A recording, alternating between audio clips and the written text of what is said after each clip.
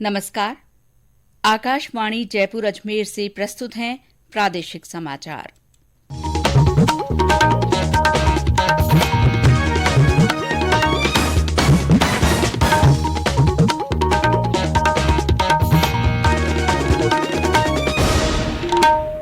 मुख्य समाचार। जल जीवन मिशन के तहत प्रदेश की 45 पेयजल परियोजनाओं के लिए 628 करोड़ रुपए की मंजूरी। जयपुर ग्रेटर नगर निगम में महापौर के चुनाव के लिए भाजपा की ओर से रश्मि सैनी और कांग्रेस की हेमा सिंघानिया ने पर्चा भरा। राजस्थान कर्मचारी चयन बोर्ड जयपुर की ओर से ली जाने वाली वन रक्षक और वनपाल सीधी भर्ती परीक्षा की सभी जिलों में व्यापक तैयारियां। और आज देव प्रबोधनी एकादशी से मांगलिक कार्यों की शुरुआत हुई। अबूझ सावे पर विवाह समारोहों की धूम।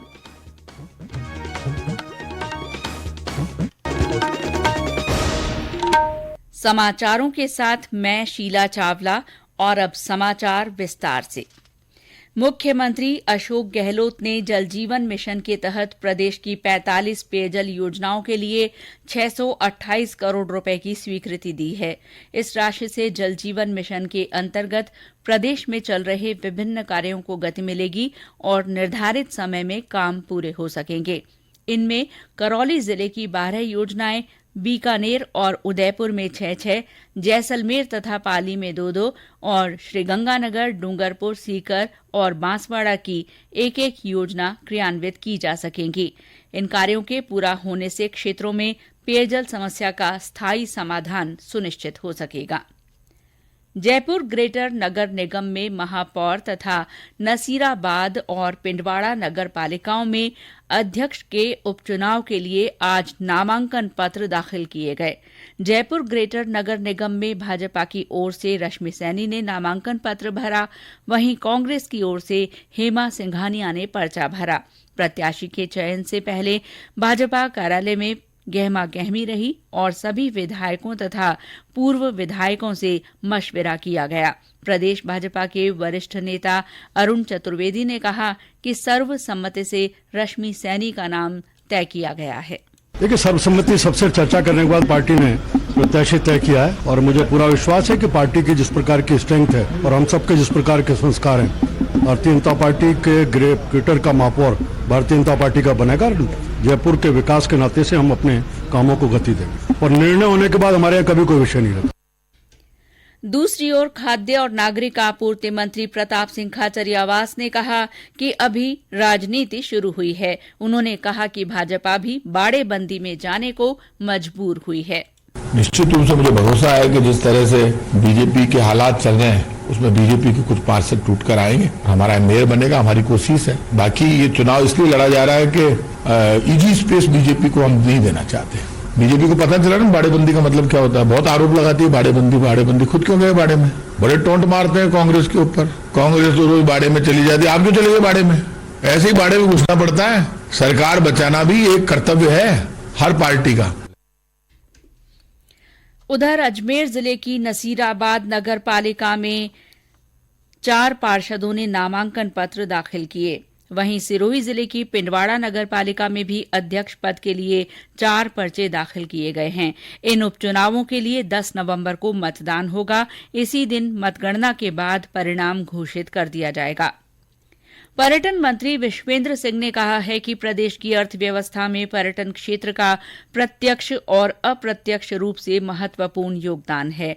श्री सिंह ने आज पर्यटन विभाग की समीक्षा बैठक में नए स्थलों को चिन्हित कर उन्हें विकसित करने की योजना तैयार करने के निर्देश दिए। उन्होंने कहा कि प्रदेश के पर्यटन को देश दुनिया तक पहुंचाने के लिए प्रभावी मीडिया कैंपेन चलाने, सोशल और डिजिटल मीडिया, आकर्षक क्रिएटिव्स और लघु फिल्मों के माध्यम से व्यापक प्रचार प्रसार किया जाना चाहिए। उन्होंने अधिकारियों को आगामी मेलों और उत्सवों के सीजन को देखते हुए इसकी प्रभावी विस्तृत रूपरेखा तैयार करने और पर्यटन से जुड़े विशेषज्ञों सहित स्थानीय लोगों का सहयोग लेने के भी निर्देश दिए। बैठक में पर्यटन विभाग की प्रमुख शासन सचिव गायत्री राठौड़, पर्यटन निदेशक डॉ रश्मि शर्मा समेत अन्य वरिष्ठ अधिकारियों ने भाग लिया। लोकसभा अध्यक्ष ओम बिरला आज चित्तौड़गढ़ में सांसद सीपी जोशी के जन्मदिन पर आयोजित विशाल चिकित्सा शिविर में उन्होंने हिस्सा लिया। इस मौके पर श्री बिरला ने कहा कि पीड़ित मानवता की सेवा ही सबसे बड़ा धर्म है। इस तरह के पुनीत कार्य से आम जन को राहत मिलती है। उन्होंने सांसद सीपी जोशी के साथ चिकित्सा शिविर का अवलोकन भी किया। चिकित्सा शिविर में 200 से अधिक चिकित्सक अपनी सेवाएं दे रहे हैं।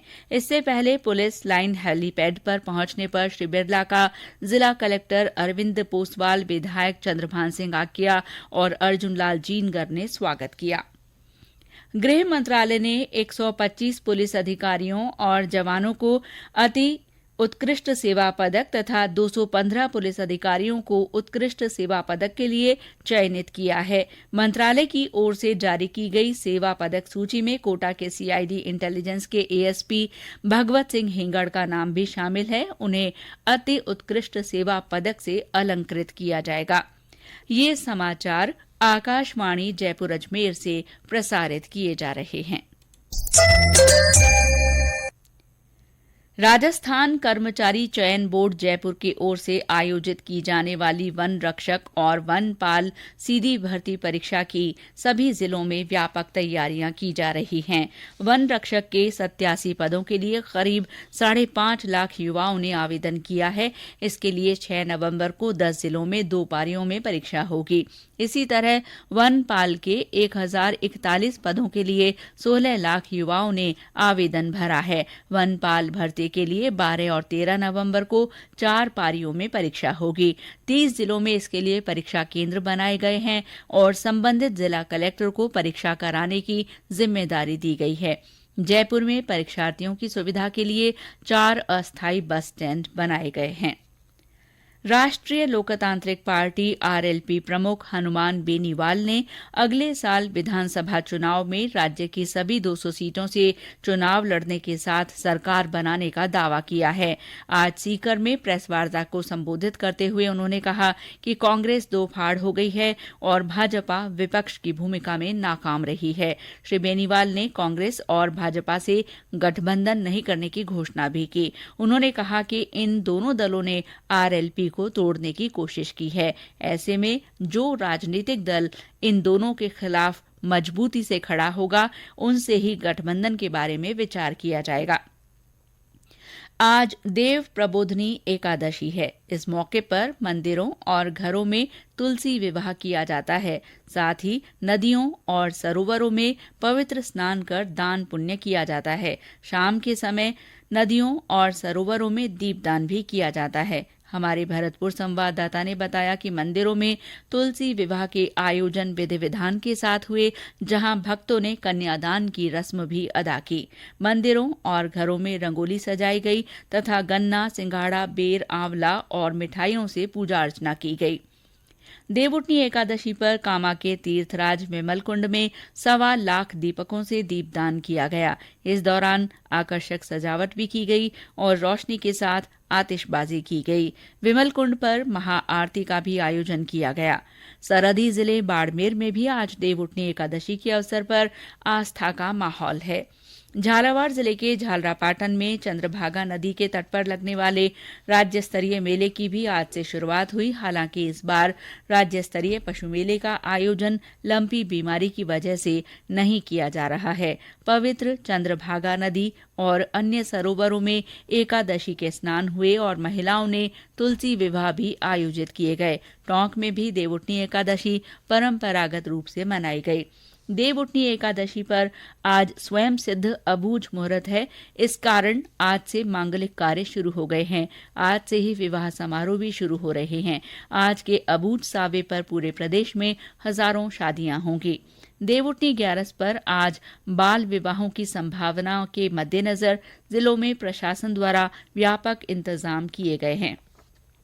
सवाई माधोपुर में जिला विधिक सेवा प्राधिकरण की ओर से बाल विवाह निषेध जागरूकता शिविर और रैली का आयोजन किया गया। श्रीगंगानगर में भी बाल विवाह रोकने और इसके प्रति आमजन को जागरूक करने के लिए कई कार्यक्रम आयोजित किए गए। रायसिंह नगर में विधिक सेवा समिति द्वारा विधिक साक्षरता शिविर आयोजित किया गया। श्रीकरणपुर में स्कूली बच्चों ने जागरूकता रैली निकाली। अजमेर के पुष्कर में चल रहे मेले में आज देवउठनी एकादशी पर कार्तिक स्नान के साथ ही धार्मिक मेला शुरू हो गया है। हमारे अजमेर संवाददाता ने बताया कि सुबह ब्रह्म मुहूर्त से शाम तक हजारों लोगों ने पवित्र सरोवर में डुबकी लगाई और ब्रह्मा मंदिर तथा अन्य मंदिरों के दर्शन कर दान पुण्य किया। धार्मिक मेला 8 नवंबर को पूर्णिमा स्नान के साथ संपन्न होगा। इस दिन चंद्र ग्रहण होने के कारण स्नान शाम को, जल ग्रहण शुद्ध होने के बाद शुरू होगा। पुष्कर में आज आध्यात्मिक यात्रा भी निकाली गई, जिसमें बड़ी संख्या में श्रद्धालुओं ने भाग लिया। इसमें कई झांकियां भी शामिल थीं, जबकि मेला मैदान में विभिन्न प्रतियोगिताओं के आयोजन हुए। रोडवेज ने आज पुष्कर जाने वाले श्रद्धालुओं की सुविधा के लिए अतिरिक्त बसें चलाई हैं। वहीं रेलवे ने आज से 5 दिन के लिए 3 विशेष ट्रेन अजमेर से पुष्कर के लिए शुरू की हैं। डूंगरपुर आज अपना 741वां स्थापना दिवस मना रहा है। इस मौके पर 3 दिन का वागड़ महोत्सव आयोजित किया जा रहा है। महोत्सव का आगाज जिला प्रशासन और पर्यटन विभाग की ओर से निकाली गई शोभा यात्रा से हुआ। और ब्यौरा हमारे डूंगरपुर संवाददाता से। शहर के लक्ष्मण मैदान में खेलकूद प्रतियोगिताओं का कलेक्टर लक्ष्मी नारायण मंत्री ने उद्घाटन किया। इस दौरान रस्साकसी, चम्मच दौड़ समेत कई तरह की प्रतियोगिताएं आयोजित की गई, जिसमें महिलाओं और स्कूली छात्राओं ने बढ़ चढ़कर हिस्सा लिया। वहीं शहर के श्यामा प्रसाद मुखर्जी हॉल में प्रदर्शनी का उद्घाटन भी किया गया, जिसमें शहर के विकास को लेकर प्रदर्शनी लगाई गई है। वहीं शाम के समय शहर में शोभा यात्रा निकाली जाएगी, जिसमें कई तरह के सांस्कृतिक कार्यक्रम भी होंगे। वहीं गैपसागर की पाल पर आतिशबाजी के नजारों को देखने शहरवासी उमड़ेंगे। रात के समय शहर के लक्ष्मण मैदान में सांस्कृतिक कार्यक्रम का आयोजन किया जाएगा। चिंतन जोशी, आकाशवाणी समाचार, डूंगरपुर। सवाई माधोपुर की विनोबा बस्ती में आज पुलिस की ओर से मिशन रोशनी सामाजिक उत्थान कार्यक्रम आयोजित किया गया। अतिरिक्त पुलिस अधीक्षक हिमांशु शर्मा ने बताया कि बस्ती के लोगों को समाज की मुख्य धारा से जुड़ने के बारे में समझाया गया। गौरतलब है कि जिला मुख्यालय की इस बस्ती में पिछले दिनों राष्ट्रीय महिला आयोग की अध्यक्ष रेखा शर्मा ने दौरा किया था और बस्ती में देह व्यापार तथा बच्चियों की खरीद फरोख्त की आशंका व्यक्त करते हुए पुलिस अधीक्षक सुनील कुमार बिश्नोई तथा महिला थाना अधिकारी को बस्ती में रह रहे लोगों के आंकड़े एकत्र करने और नाबालिग बच्चियों का डीएनए टेस्ट करवाने के निर्देश दिए थे। इस बीच अतिरिक्त जिला कलेक्टर नवरत्न कोली और अतिरिक्त पुलिस अधीक्षक हिमांशु शर्मा ने विनोबा बस्ती में आकस्मिक निरीक्षण के दौरान राजकीय प्राथमिक विद्यालय में मिड डे मील योजना में बने भोजन की गुणवत्ता का जायजा लिया। और अंत में मुख्य समाचार एक बार फिर। जल जीवन मिशन के तहत प्रदेश की 45 पेयजल योजनाओं के लिए 628 करोड़ रुपए की मंजूरी दी गई है। जयपुर ग्रेटर नगर निगम में महापौर के चुनाव के लिए भाजपा की ओर से रश्मि सैनी और कांग्रेस की हेमा सिंघानिया ने पर्चा भरा है। राजस्थान कर्मचारी चयन बोर्ड जयपुर की ओर से ली जाने वाली वन रक्षक और वनपाल सीधी भर्ती परीक्षा की सभी जिलों में व्यापक तैयारियां की गई हैं। और आज देव प्रबोधनी एकादशी से मांगलिक कार्यों की शुरुआत हुई। अबूझ सावे पर प्रदेश में विवाह समारोहों की धूम है। इसी के साथ प्रादेशिक समाचार बुलेटिन समाप्त हुआ। नमस्कार।